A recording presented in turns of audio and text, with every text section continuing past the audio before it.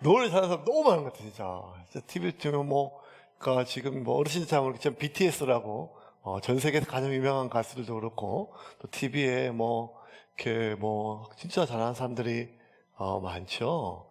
그래서 이제 노래 경연 프로그램을 이렇게 합니다. 하면, 이렇게 사람들 점수를 매기기도 하고, 또 이렇게 뭐, 떨어지기도 하고, 붙기도 하는데, 어떤 노래들은요, 심사위원조차도 눈물을 흘리는 그런 노래들이 있어요. 그런 걸 보면 노래의 어떤 기술이나 음정이나 박자나 고음이나 뭐 이런 것보다 그 노래 가사에 또 노래 전체가 깊은 울림이 있는, 이 사람이 지금 노래를 부르는 건지 자기 삶을 하는 건지 이렇게 그 노래 짧은 한 2, 3분밖에 안 되는 짧은 노래 한 곡이지만 마음이 울림이 있는 그런 곡은 진심이 느껴질 때, 진심이 느껴질 때 그런 걸 보면 여러분들도 사실 지금까지 신앙생활을 하고 오시면서 수많은 어떤 설교들을 많이 들으셨고 또 많은 목사님들의 또 말씀을 들으셨을 겁니다. 그래서 요즘 같은 시대에는 또 유튜브 틀면 얼마나 좋은 설교들, 또 훌륭하신 목사님 설교들이 참 많습니까? 그런데 그럼에도 불구하고 어떤 노래와 비교할 수 없는 하나님의 말씀이지만 그럼에도 불구하고 우리의 영혼에 깊은 울림이 있는 것은 무엇보다 성령님의 감동이고, 또 하나 그런 성령님의 감동을 가로막는 우리 마음에 어떤 벽돌이 있는 생각들이 있어요. 그게 뭔가 하면 저 목사님 하시는 말씀이 진심이신가? 좋은 말씀이고 훌륭한 말씀이고 맞는 말씀인데 그것이 진짜 그 진심의 말씀인가 아닌가에 따라서 그 내용이 아무리 훌륭하고 또 아무리 성경에 기반한다 할지라도 진심이 느껴지지 않으면 우리 안에 하나님의 감동은 그냥 무언가 답답한 채 그냥 공허한 메아리로 들릴 때가 많죠. 진짜 지금은 이제 크고 많고 뭐 사실 뭐 저도 하도 이제 그 선배 목사님들이나 이제 어르신 선배 신앙하시는 분들이 막 한참 제가 신학교 공부할 때 뭘 얘기 많이 하셨는가 하면 74년도 엑스폴로 74 때 그 여의도 광장에서 빌리 그레암 목사님 오셔가지고 막 집회했을 때 막 몇 날 며칠날 거기서 자고 그때 예수님이 영접하고 막 놀라운 역사가 막 있었다고 얘기하시면서 막 그럴 때 막 수십만 명이 운집해가지고 막 이랬을 때 막 그러면 자기도 가슴이 뜨거웠고, 저는 그런 경험이 없죠. 그때 1살이었으니까 뭐 잘 모르죠. 한두 살밖에 안 됐으니까요. 제 안에 큰 감동은 2002년 월드컵 때 거리에 나가가지고 뭐 그런 거였죠. 근데 이제 뭔가 이렇게 사람이 좀 많고 수백 명, 수천 명, 그리고 막 아주 유명하신 분, 또 뛰어난 것, 뭐 이런 것들이 참 그 자리에 있는 것만으로도 감동이 되고 은혜가 되는 시기가 있는 반면 이제는 아무리 커도 아무리 유명해도 아무리 훌륭해도 나한테 그것이 진심으로 다가 느껴지지 않고 나한테 무언가 울림이 없으면 정말 공허하게 들리는 그것이 점점 많아지는 그런 시대인 것 같습니다. 그 모든 것들은 결국 그가 말하는 내용이 그의 삶과 일치하는가, 그리고 그가 말하는 내용이 그의 깊은 진심에서 우러나온 것인가, 그것이 설명하지 않아도 우리가 느껴지고 알아지는 것이죠. 그러면 진짜 그가 말하는 게 뭔가, 그가 내세우는 게 뭔가, 그가 비전으로 삼은 것이 무언가, 그걸로 그 사람의 진짜를 알 수는 없어요. 왜냐하면 우리는 우리의 말로 나 자신까지 속일 수 있으니까요. 우리는 우리가 내세운 비전으로 우리의 깊은 욕망까지 감출 수가 있기 때문입니다. 우리가 내세우는 그것으로 내 안에 감추고 싶은 것을 또 덮을 수도 있는 것이 인간의 마음이고 인간의 삶이 아니겠습니까? 그러면 그 사람의 진짜는 뭘 보는가 하면 그 사람의 노래를 보면 알아요. 노래. 예. 노래는 그 사람의 노래를 보면 안다는 말은 그 사람이 노래방에서 제일 많이 부르는 그런 노래 말고 그냥 입만 열면 나오는 거. 사람이 있을 때나 사람이 없을 때나 나를 모르는 사람이나 아니면 나를 아는 사람이나 어디든지 간에 그의 입을 열면 나오는 거. 막 나오는 거. 예. 그게 그 사람의 노래예요. 예. 죽으나 사나 땅만 얘기하면 그 사람은 땅이 가득하고 돈 얘기하면 돈. 예. 낚시 얘기하면 낚시. 뭐 운동하면 운동. 아니면 뭐 많은 사람들 자기가 각자 그 사람이 계속 부르는 노래들이 있어요. 예. 그 노래가 결국 그 사람 속에 있는 진짜 가득 차 있는 것이죠. 그 사람이 흥얼거리는 노래를 좀 봐야 됩니다. 오늘은 우리가 다시 사무엘상, 사무엘하, 다윗의 일생에 대해서 우리가 쭉 살펴봤는데 특별히 오늘은요 다윗의 노래를 좀 보려고 해요. 다윗은 무슨 노래를 부르는가? 사무엘하 22장에는요 다윗이 하나님 앞에 드려지는 찬송이에요. 그의 기도이며 그의 고백이고 그의 노래입니다. 그의 진심에서 가슴에서 그의 삶 전체에 통과했던 말씀인데 한번 1절 한번 볼까요? 같이 한번 읽겠습니다. 1절입니다. 같이 읽겠습니다. 여호와께서 다윗을 모든 원수의 손과 사울의 손에서 구원하신 그날에 다윗이 이 노래의 말씀으로 여호와께 아뢰어. 자, 지금 사무엘하 22장에 나오는 것은 그 앞에 있었던 사건과 그 뒤에 지었던 노래가 아니라 사실 비교적 다윗이 그가 왕위에 오른 뒤에 초기에 지은 노래예요. 예. 그러니까 그를 죽이려고 했던 사울 왕이 죽고 그리고 블레셋 여러 가지 많은 주변에 있는 위협들을 좀 물리쳐서 1차적인 위협들이 어느 정도 좀 제거되었을 때 그리고 밧세바를 범하거나 아니면 그의 인생 후반부에 그 여러 가지 많은 얼룩과 죄악을 저지르기 전에 그가 순수한 마음으로 하나님 앞에 부르짖고 기도하고 늘 하나님 앞에 묵상하며 말씀으로 나가던 그 시기에 지었던 노래입니다. 이 다윗의 노래에서 다윗이 하나님을 진짜 어떻게 생각하고 있는지를 우리가 알 수가 있습니다. 무엇보다 다윗에게 하나님은 종교가 아니었고 추상적인 것이 아니라 실제이고 사실이었습니다. 다윗이 하나님 보고 뭐라고 얘기하는가 한번 불러볼까요? 2절입니다. 이제 같이 보겠습니다. 2절입니다. 이르되 여호와는 나의 반석이시요 나의 요새시요 나를 위하여 나를 건지시는 자시요. 여호와는 나의 반석이시요 나의 요새시요 나를 위하는 나를 건지시는 자시요.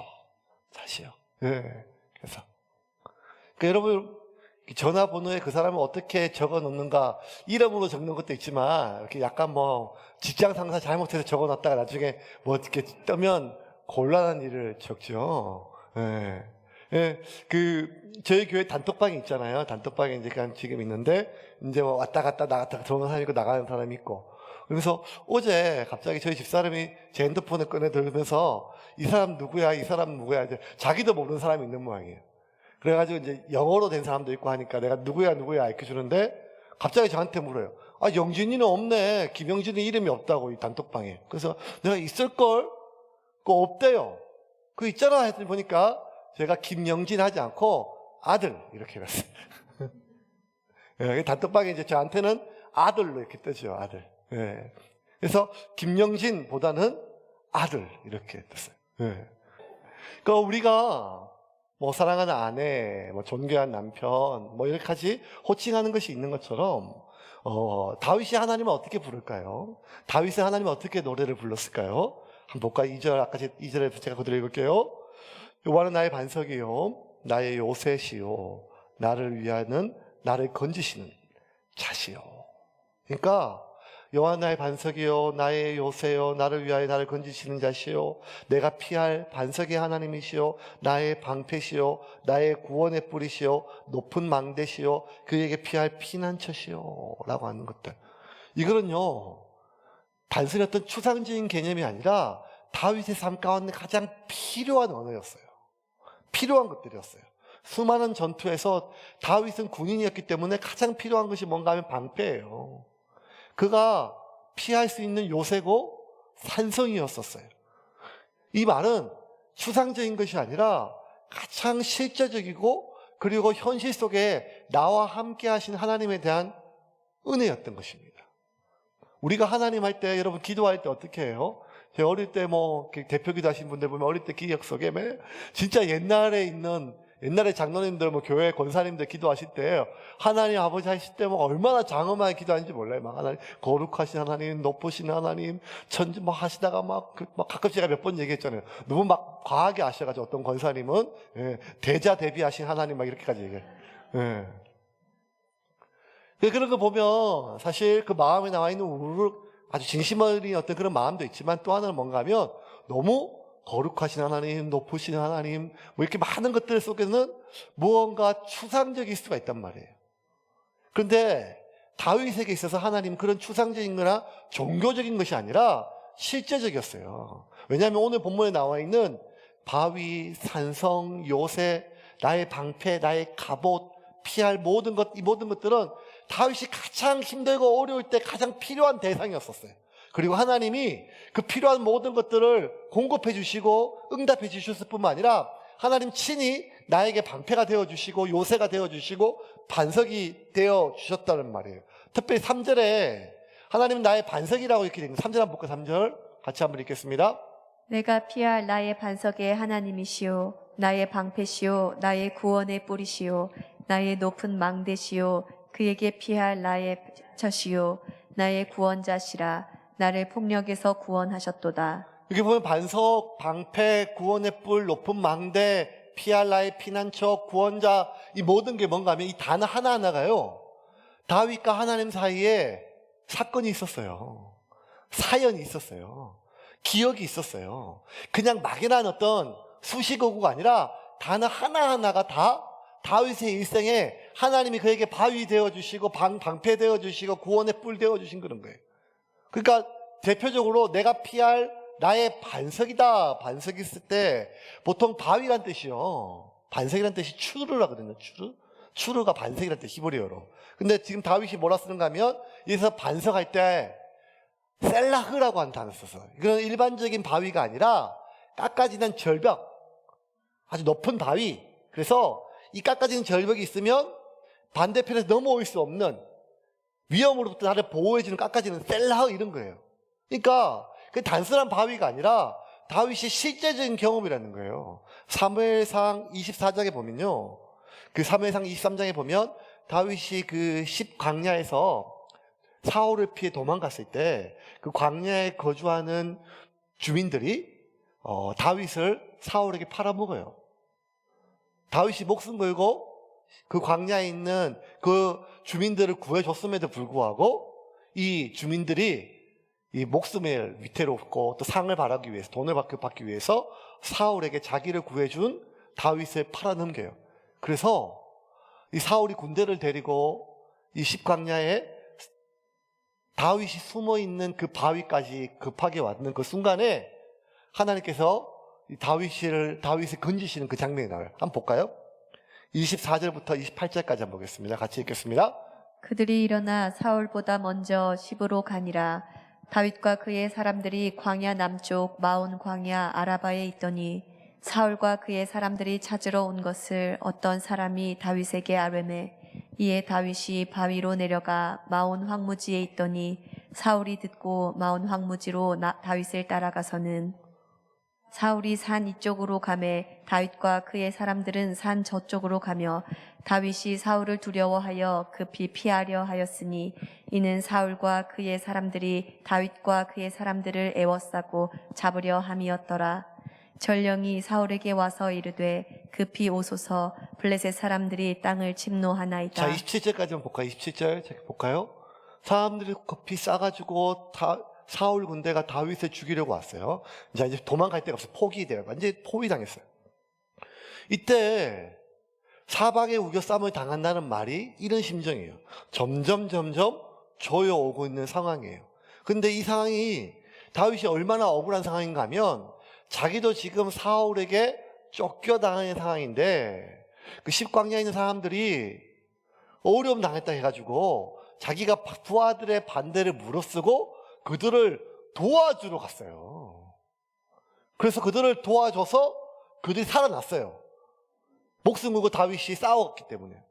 그러면 다윗이 자신들의 은혜를 뺏긴 목숨 걸고 자기 도와준 사람이잖아요. 그런데 이 사람들이 사울에게 자기를 팔아넘기는 것을 깨달았을 때 이 다윗의 심정이 어떻겠어요? 그리고 자기를 따라왔던 부하들에게 다윗의 마음이 어떻겠어요?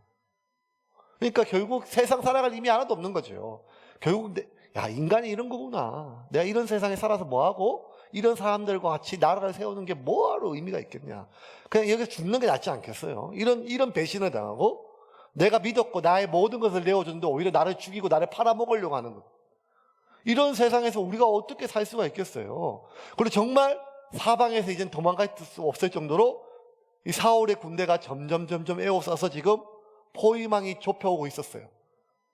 그때 다윗이 정말 부르실 때는 하늘 하나밖에 열린 데가 없었어요. 하늘에 하나님께 하나님 탄식밖에 나오지 않을 때 있지 않겠습니까? 우리가 어떨 때 기도할 때는요, 너무 길이 막히고 도무지 어떻게 할 수 없으면 기도해야 될 것 같아서 기도하러 나왔는데 기도가 안 나올 때는 그냥 하나님 이런 말밖에 안 나올 때가 많잖아요. 하나님 어떻게 뭘 기도해야 될지도 모르겠고 어디서부터 손 써야 될지도 모르겠고 그냥 하나님밖에 찾을 데가 없어서 하나님 부르는데 바로 그런 상황이었어요. 그런 상황. 다시 27절 볼까요? 바로 그때 에워싸고 잡으려 할 때 바로 그때 전령이 사울에게 와서 이르되 급히 오소서 블레셋 사람들이 땅을 침노하나이다.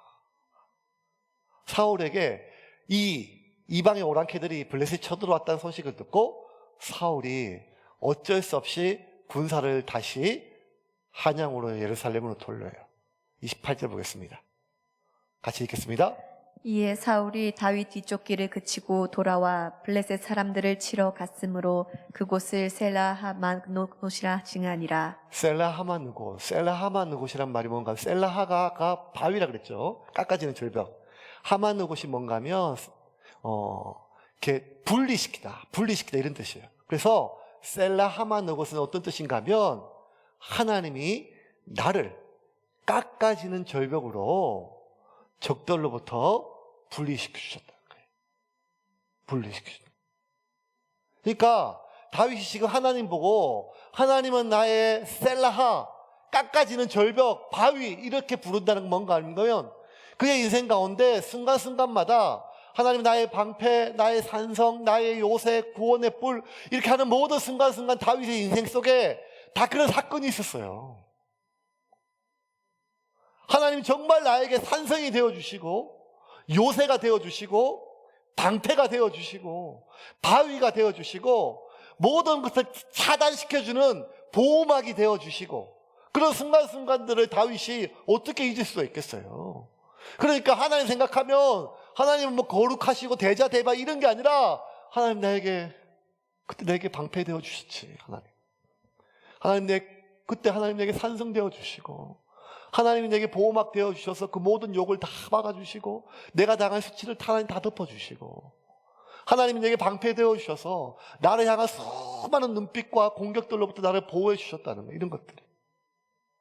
그래서 다윗의 노래에서 그 하나님은요 추상적이고 종교적인 분이 아니라 실제적인 하나님이었어요. 사연이 있고 모든 사건마다 하나님은 지금 여기서 나와 함께 내 모든 것들을 보호하시고 인도하시는 하나님이었습니다. 두 번째, 다윗의 노래에 나오는 하나님은 어떤 분인가 하면 다윗의 피난처가 되어 주시는 분이십니다. 2절에 보면 2절 3절 다시 볼까요? 2절 3절 다시 볼게요. 2절 3절 같이 읽겠습니다. 2절 3절 이르되 여호와는 나의 반석이시요 나의 요새시요 나를 위하여 나를 건지시는 자시요 내가 피할 나의 반석의 하나님이시요 나의 방패시요 나의 구원의 뿌리시요 나의 높은 망대시요 그에게 피할 나의 피난처시요 나의 구원자시라 나를 폭력에서 구원하셨도다. 자, 여러분, 나의 반석, 나의 요새, 나의 방패, 나의 산성, 나의 피할 바위 뭐 이런 거는 다 좀 공통적인 게 하나 뜻이 있어. 그게 뭔가 하면 안전한 공간이라는 거예요. 나를 위험에 빠뜨리고 다윗의 시편에 보면 굉장히 많은 원수들이 있잖아요. 원수들이 나를 모략하고 나를 죽이려 하고 나를 음해하려 하며 나를 몰락시키려고 하고 나를 비웃고 나를 조롱하고 나에게 칼을 던지고 창을 던지며 이 수많은 은설이 참 많았거든요. 그런데 이 대명천지에 이스라엘 땅 어디를 가도 자신에게 안전한 곳이 없죠. 왜냐하면 어디를 가도 사울이 자기를 죽이려 했고 자기가 목숨 걸고 도와줬던 사람들마저도 자기를 배신하고 사울에게 팔 정도였습니다. 오죽하면 다윗이 철천지 원수였고 자신이 평생 싸웠던 블레셋 이방 적군들에게 망명까지 했겠어요. 그러니 다윗이 생각할 때는 이 대명천지의 이 땅 어디에도 안전한 공간은 없어요. 살다 보면 내 나라 내 민족 내 땅이 최고고 고향이 최고인데도요 이 지긋지긋한 나라 떠나버리고 싶을 때가 있거든요. 이민 가고 싶고 뭐 하고 싶고 뭐 하고 하는 많은 것들을 마음 뭔가 하면 진짜 이 땅에 그 누구도 그 무엇도 나한테 하나도 안전한 곳이 되어지지 못할 때 저 이역만리 수백 킬로 떨어지 수천 킬로 떨어져도 말 하나 통하지 않고 음식 하나 맞지 않아도 지금 이것보다는 내가 더 안전하게 여기 정도로 우리가 사는 삶이 깨어지고 무너질 때가 있습니다. 그러할 때 나에게 피난처 되어주고 나에게 안전한 공간이 되어줄 것은 너무 귀하고 또 감사하지 않겠습니까?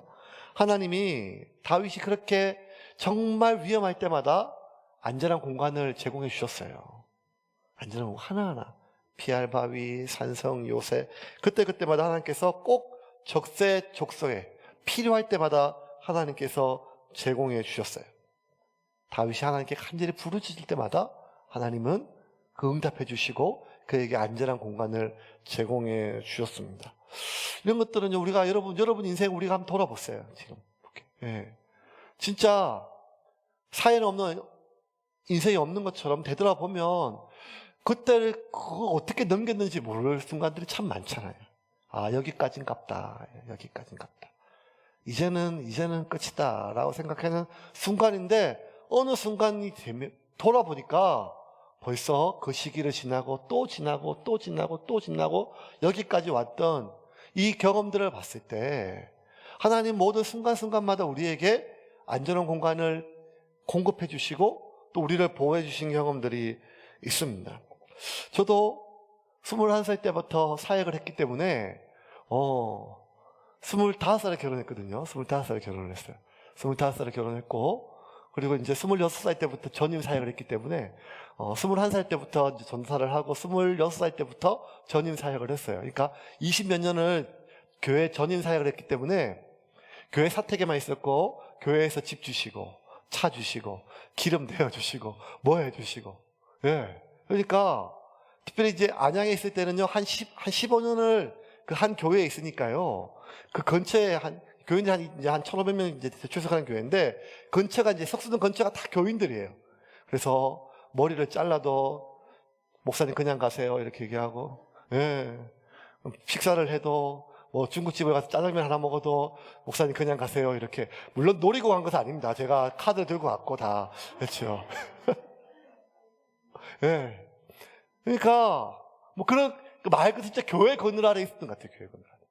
교회 그늘 아래 있었던 것 같아요.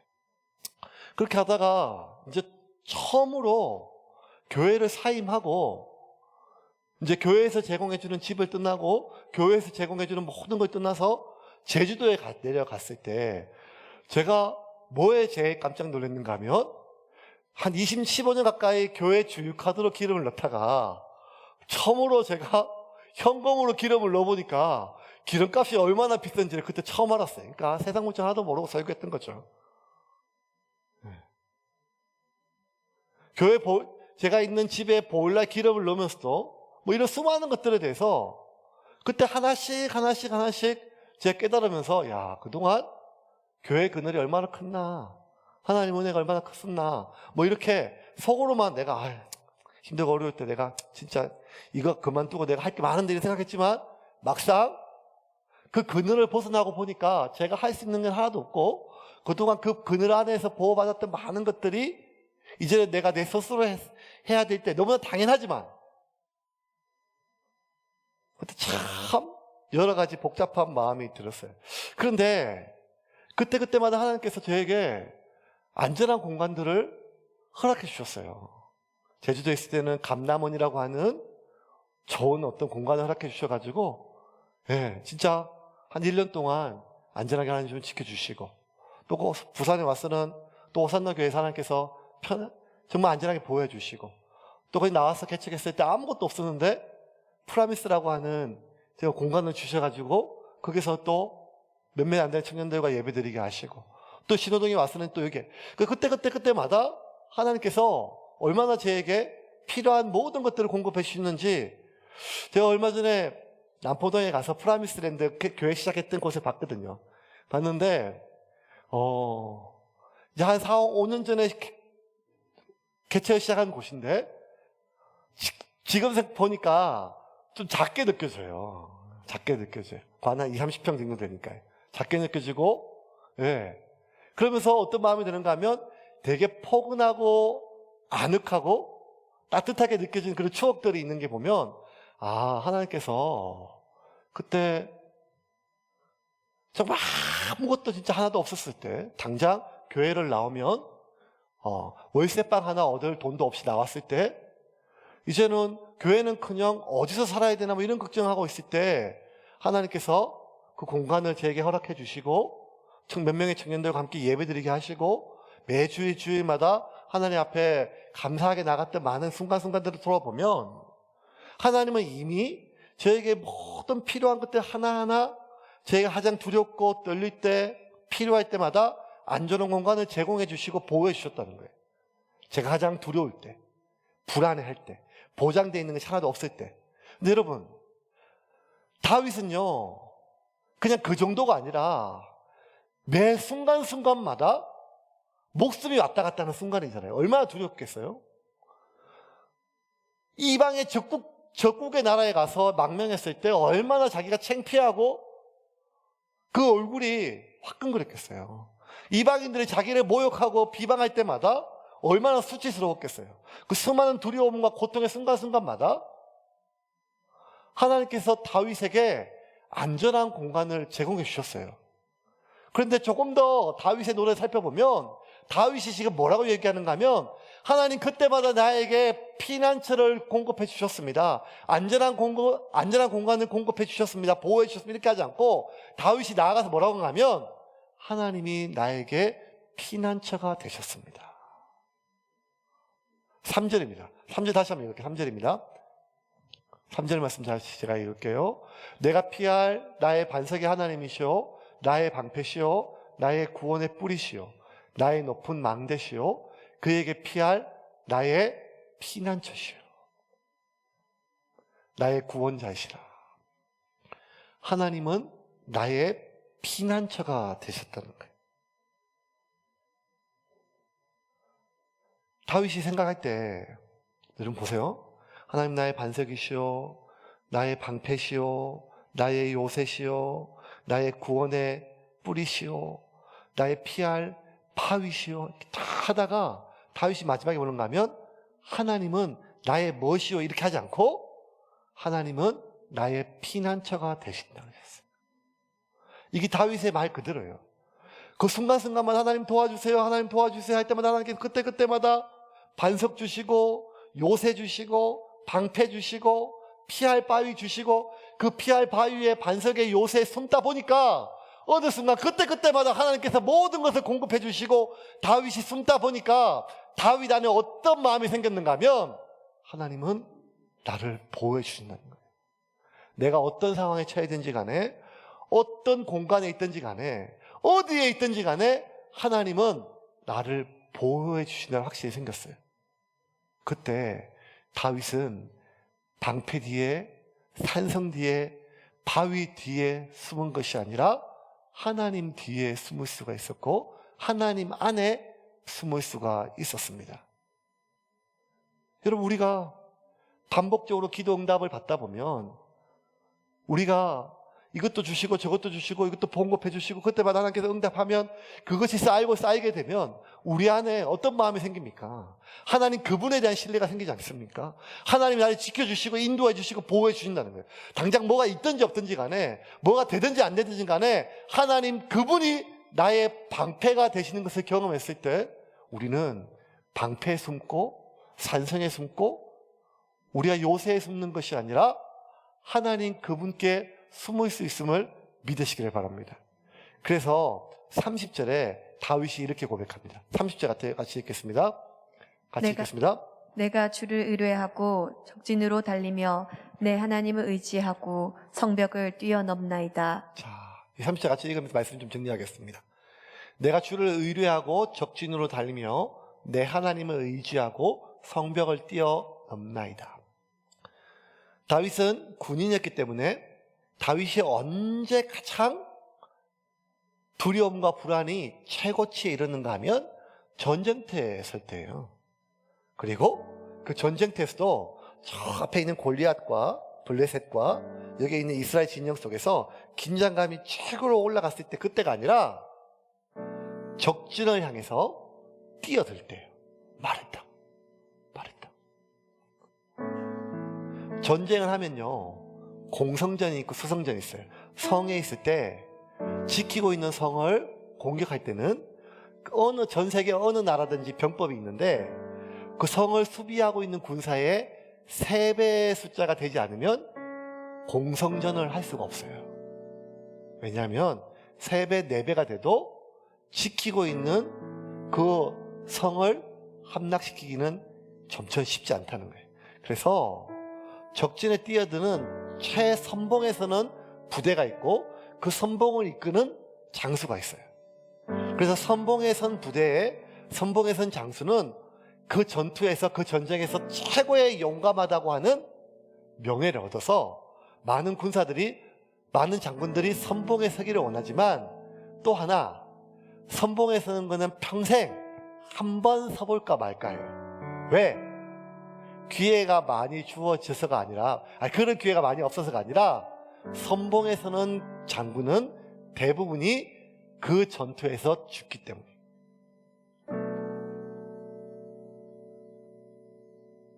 왜냐하면 그 수많은 화살이 오직 선봉의 제앞선 부대에 선봉에 선 장군에게 집중되거든요. 그러므로 내가 죽기 전에 내가 한번 목숨을 걸고 선봉에 서는 것이 군인으로서의 최고의 명예지만 선봉에 선다는 것은 이제 나의 인생의 마지막을 각오하고 서는 거죠.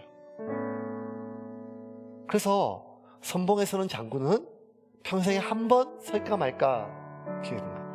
근데 다윗은요 전투 때마다 선봉에 섰어요. 선봉에 섰어요. 그러니까 아무리 저 거대한 골리앗 앞에서도 두려움을 느끼지 않았던 다윗이라 할때라도 시편에 보면 다윗이 얼마나 두려워했는지를 알 수 있어요. 하나님 내가 두려워 죽겠나이다. 내가 떨었나이다. 내가 불안하여 견딜 수 없나이다. 수많은 다윗의 두려움이 시편에 나와요. 그런데 다윗이 수많은 칼과 창과 화살이 날라오는 적진에 뛰어들 때마다 다윗이 하나님께 구한 것이 하나님 나에게 그 어떤 창도 뚫을 수 없는 방패를 주십시오. 하나님 어떠한 화살도 뚫을 수 없는 사울의 갑옷 같은 그런 갑옷을 주십시오. 하나님 내게 그 모든 화살보다 빠른 그 말을 내게 주십시오. 그렇게 하지 않았었어요. 오늘 30절에 보면 다윗이 이렇게 얘기했어요. 내가 주를 의뢰하고 적진을 향하여 달리며 내가 하나님을 의지하고 성벽을 뛰어넘나이다. 그 적진을 향해 달려갈 때, 그 성벽을 향해 말을 타고 달려갈 때는 그 어떠한 방패와 갑옷도 의미가 없다는 거예요. 그때 다윗이 두려움 없이 불안 없이 그 적진과 그 성을 향해서 달려갈 수 있었던 것은 내가 주를 내가 하나님을 의뢰하다. 의뢰하다는 말을 베카라고 하는 히브리어를 쓰는데, 베카란 말이 하나님 안에 있는 뜻이에요. 베가 아내라는 전치사고 카가 그분이라는 뜻이에요. 내가 그분 안에 있음을 확신하고 적진에 뛰어든다는 거예요. 내가 지금 그분 안에 있다는 것을 확신하고 성벽을 향해 뛰어든다는 거예요. 왜?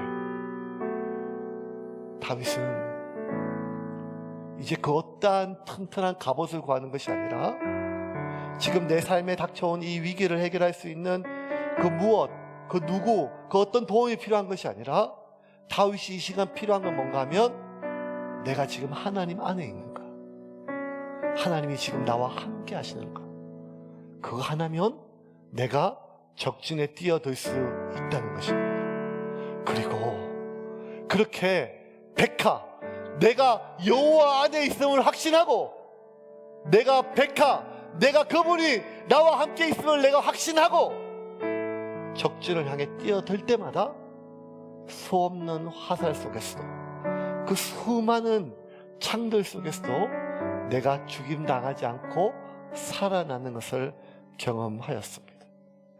그래서 다윗은 하나님을 노래했어요. 그분은 나의 산성이요, 그분은 나의 방패요, 그분은 나의 갑옷이고, 그분은 나의 피할 바위시고, 그리고 무엇보다 나는 날마다 하나님을 의뢰하여 적진을 향해 뛰어든다고 이야기하였습니다. 여러분, 우리가 하나님을 그렇게 만납시다.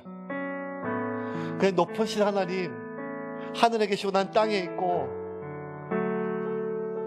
그 종교적인 하나님이 아니라 지금 나의 삶의 순간순간, 가장 급박한 순간에 정말 도움이 필요하고, 사람이 필요하고, 물질이 필요하고, 무언가가 필요하고, 많은 것이 필요하지만 결국 나를 지켜주는 건 하나님 그분밖에 없음을 기억하고, 내가 그 방패에 의지하고, 내가 그 군사들을 의지하며, 내가 그 산성들을 의지하고, 그 신하들과 백성들을 의지하는 것이 아니라 백하, 하나님 안에 있음을 내가 확신한 채 담대하게 세상을 향해 살아갈 때 우리는 세상이 감당할 수 없는 하나님의 백성이 될 수 있음을 믿으시길 바랍니다.